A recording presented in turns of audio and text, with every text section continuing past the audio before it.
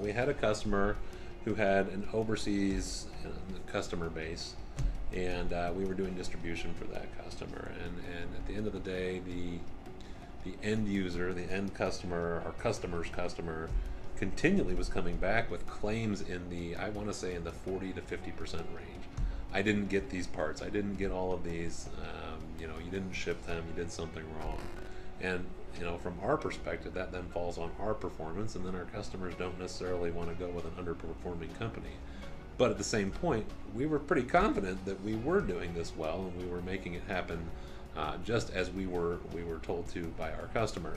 So what we did is, rather than have a back and forth and a continuous pointing of fingers between their customer, us, and our ultimately customer right in the middle of that, we took the initiative to develop a software or program to itemize by part level, layer level in a box, pallet level.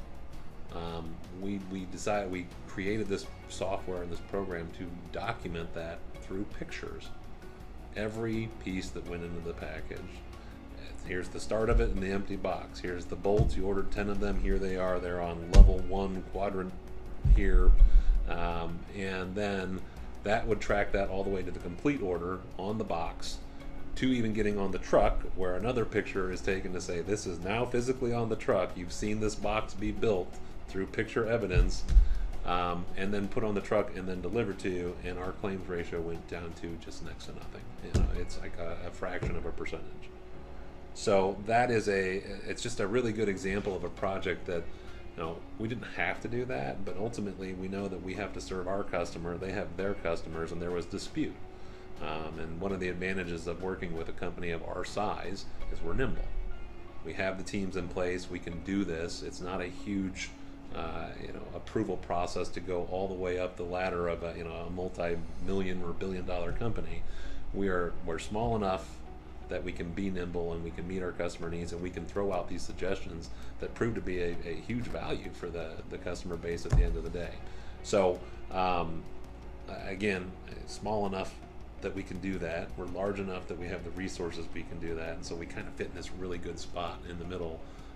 But I think that's a great example of a project that ended up proving a huge value to our customer, and not to point fingers back and say, no, you're wrong at the end customer point of view.